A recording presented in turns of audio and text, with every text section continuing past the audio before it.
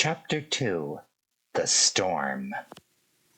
The Drake stopped at Alexandria, Benghazi, Tripoli, Tunis, and Algiers, past the Rock of Gibraltar, and turned north up the coast of Portugal. Now they were off Cape Finisterre on the coast of Spain, and in a few days, Captain Watson told Alec they would be in England. Alec wondered why the Black was being shipped to England, perhaps for stud, perhaps to race. The slanting shoulders, the deep broad chest, the powerful legs, the knees not too high nor too low. These, his uncle had taught him, were marks of speed and endurance. That night, Alec made his customary trip to the stall, his pockets bulging with sugar. The night was hot and still. Heavy clouds blocked out the stars. In the distance, long streaks of lightning raced through the sky. The Black had his head out the window. Again, he was looking out to sea, his nostrils quivering more than ever. He turned, whistled as he saw the boy, then again faced the water. Alec felt elated. It was the first time that the stallion hadn't drawn back into the stall at sight of him. He moved closer. He put the sugar in the palm of his hand and hesitantly held it out to the stallion. The Black turned and once again whistled, softer this time. Alec stood his ground. Neither he nor anyone else had been this close to the stallion since he came on board. But he did not care to take the chance of extending his arm any nearer the bared teeth, the curled nostrils. Instead, he placed the sugar on the sill. The Black looked at it, then back at the boy. Slowly, he moved over and began to eat the sugar. Alec watched him for a moment, satisfied. Then, as the rain began to fall, he went back to his cabin. He was awakened with amazing suddenness in the middle of the night. The Drake lurched crazily, and he was thrown onto the floor.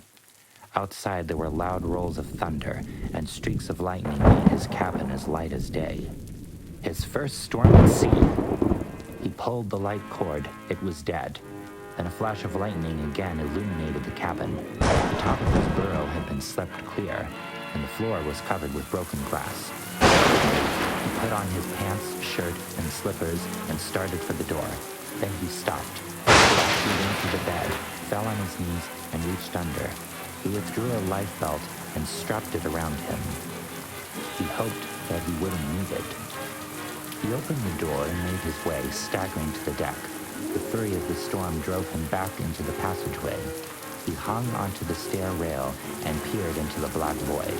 He heard the shouts of Captain Watson and the crew faintly above the roar of the winds. Huge waves swept from one end of the Drake to the other. Hysterical passengers crowded the corridor. Alec was genuinely scared now. Never had he seen a storm like this. For what seemed hours to him, the Drake plowed through wave after wave, trembling, careening on its side, yet somehow managing to stay afloat. The long streaks of lightning never diminished. Zigzagging through the sky, their sharp cracks resounded on the water. From the passageway, Alec saw one of the crew make his way along the deck in his direction, desperately fighting to hold onto the rail. The Drake rolled sideways, and a huge wave swept over the boat. When it had passed, the sailor was gone. The boy closed his eyes and prayed. The storm began to subside a little, and Alec felt new hope. Then suddenly a bolt of fire seemed to fall from the heavens above him. A sharp crack and the boat shook. Alec was thrown flat on his face, stunned. Slowly he regained consciousness. He was lying on his stomach. His face felt hot and sticky. He raised his hand and withdrew it covered in blood. Then he became conscious of feet stepping on him. The passengers, yelling and screaming, were climbing, crawling over him. The Drake was still, its engines dead. Struggling, Alec pushed himself to his feet. Slowly he made his way onto the deck.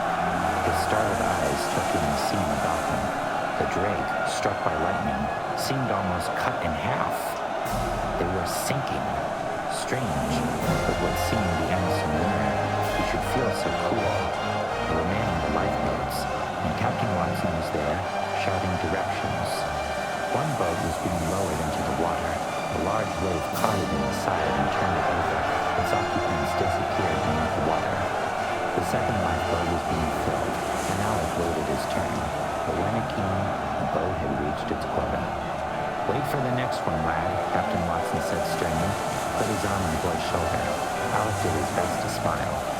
As they watched the second lifeboat being lowered, the dark-skinned man appeared and rushed up to the captain, waving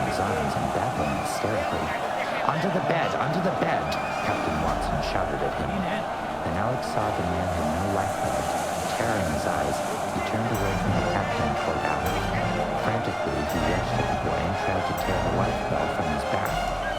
Alex struggled, but he was no match for the half-crazed man.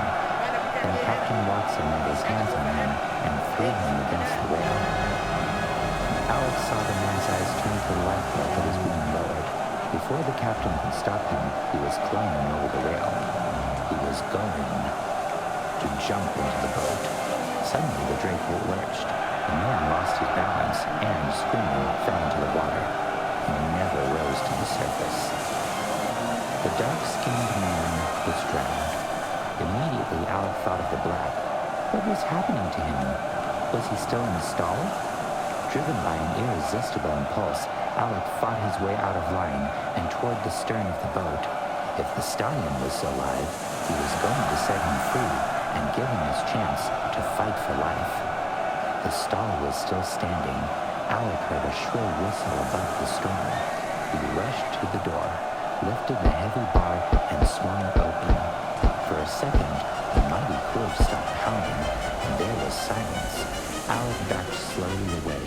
Then he saw the black, his head held high, his nostrils blown out with excitement. Suddenly, he snorted and plunged straight for the rail, and Alec was paralyzed. He couldn't move. One hand was on the rail, which was broken at this point, leaving nothing between him and the open water. The black swerved as he came near him, and the boy realized that the stallion was making for the hole. The horse's shoulder grazed him as he swerved, and Alec went flying into space. He felt the water close over his head.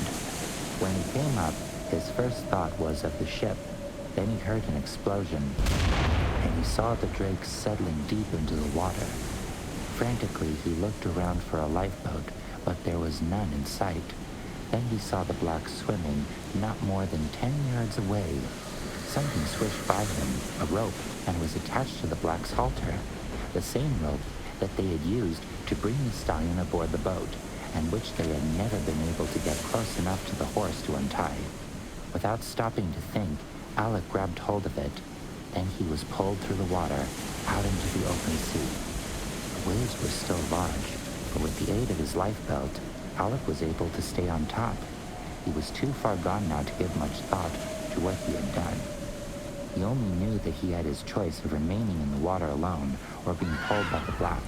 If he was to die, he would rather die with a mighty stallion than alone. He took one last look behind and saw the drake sink into the depths.